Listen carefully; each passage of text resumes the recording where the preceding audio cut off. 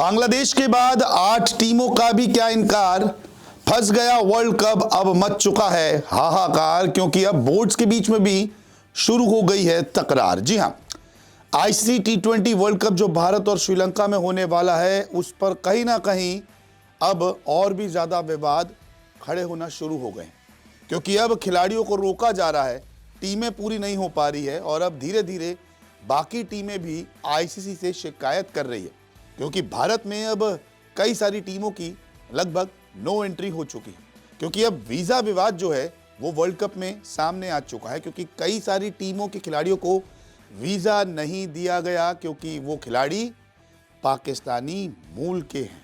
जी हाँ, उन खिलाड़ियों का पाक कनेक्शन है, इसी वजह से इंडियन एम्बेसी जो है वो वीजा नहीं दे रही है। हालांकि आईसीसी इस पूरे मुद्दे पर नजर बनाए हुए हैं और मदद कर रही है।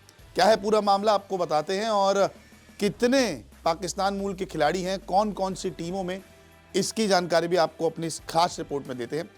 तो आपको बता दें कि वीजा विवाद जो है वो टी20 वर्ल्ड कप में अब आ चुका है, क्योंकि कुछ खिलाड़ियों को वीजा नहीं दिया गया है। दरअसल इंडियन एम्बेसी ने पाक मूल के क्रिकेटर्स का वीजा रोका है, जैसे कि यूएसए के कुछ पाक मूल के खिलाड़ियों को वीजा नहीं दिया गया है।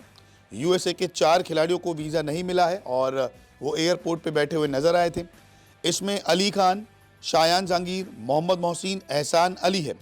इन सभी का वीजा फॉर्म जो है अभी रिव्यू किया जा रहा है। श्रीलंका में भारतीय दूतावास में सभी पेपर्स को जमा किया गया है। आईसीसी ने इनके पेपर्स को हरी झंडी दी है और ये कहा गया है कि आईसीसी भी मदद कर रहा है।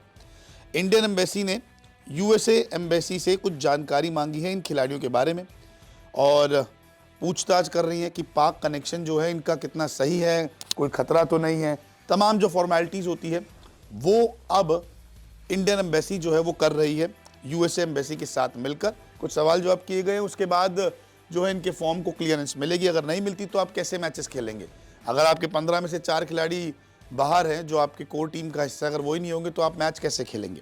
इसके अलावा पहले भी पाक मूल के क्रिकेटर्स के लिए यही प्रोटोकॉल इस्तेमाल किया गया था, जैसे कि मोइन अली जब आते थे इंग्लैंड के, या शोएब बशीर आए या उस्मान ख्वाजा आए, तो ऐसा ही फॉर्मेट जो है वो इस्तेमाल किया गया है। लेकिन ये कहीं ना कहीं तो चीज़ें गलत है। अब आईसीसी की एक बड़ा टूर्नामेंट यहाँ पे होने वाला है और ऐसे में जब आपको वीज़ा फॉर्म्स आपके सबमिट कर दिए गए हैं, आपको वीज़ा अप्लाई करना है, तो फिर इस कनेक्शन को आप क्यों निकाल रहे हैं?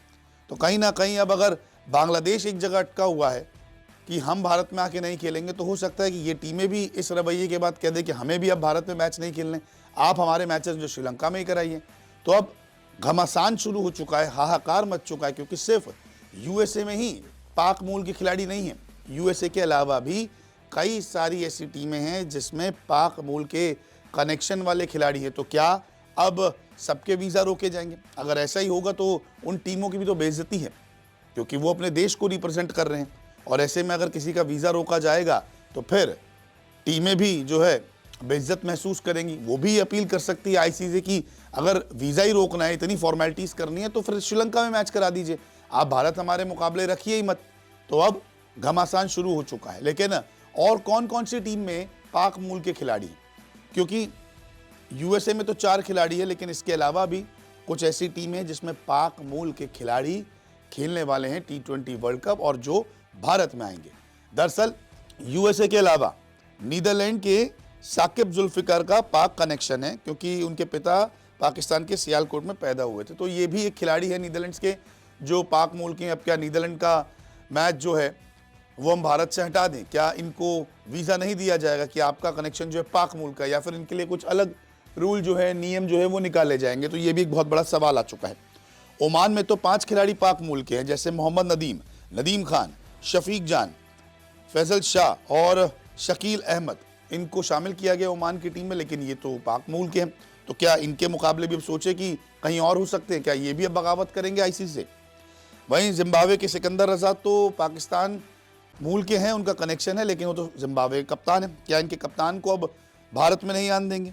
इंग्लैंड के आदिल रशीद का भी पाकिस्तान कनेक्शन है, तो इंग्लैंड के रेहान अहमद का भी पाकिस्तान से कनेक्शन है। इसके अलावा यूएई, कनाडा, इटली जैसी टीमों में पाक मूल के खिलाड़ी हैं। तो क्या अब इन 8 टीमों को भी आने से मना कर दिया जाएगा? अब देखिए, बांग्लादेश अपने मैच शिफ्ट करने की बात कर रही है, आईसीसी ने मना कर दिया कि नहीं, यहाँ पे कोई सुरक्षा की प्रॉब्लम नहीं है। लेकिन अब इन टीमों के जो पाक मूल के खिलाड़ी है, इनको भी अगर नहीं आने देंगे तो फिर वर्ल्ड कप कैसे होगा? क्या 12 और 13 टीमों के बीच में वर्ल्ड कप हो जाएगा? क्या बिना इन खिलाड़ियों के वर्ल्ड कप कराया जाएगा? इनको टीम में शामिल किया गया है, अब इतनी जल्दी तो खिलाड़ी नहीं बदले जाएंगे। तो कहीं ना कहीं अब विवाद बढ़ता जा रहा है और पाक मूल के खिलाड़ियों की जीत होती दिख रही है। बांग्लादेश तो अपने स्टैंड पर अड़ा हुआ है। अब देखते हैं कि इस वीज़ा विवाद पर कितनी जल्दी फैसला आता है, या फिर इन टीमों को अपने पाक मूल के खिलाड़ियों को बाहर करना पड़ेगा और दूसरे खिलाड़ियों को शामिल करना पड़ेगा। आपको क्या लगता है? कमेंट करके ज़रूर बताएं।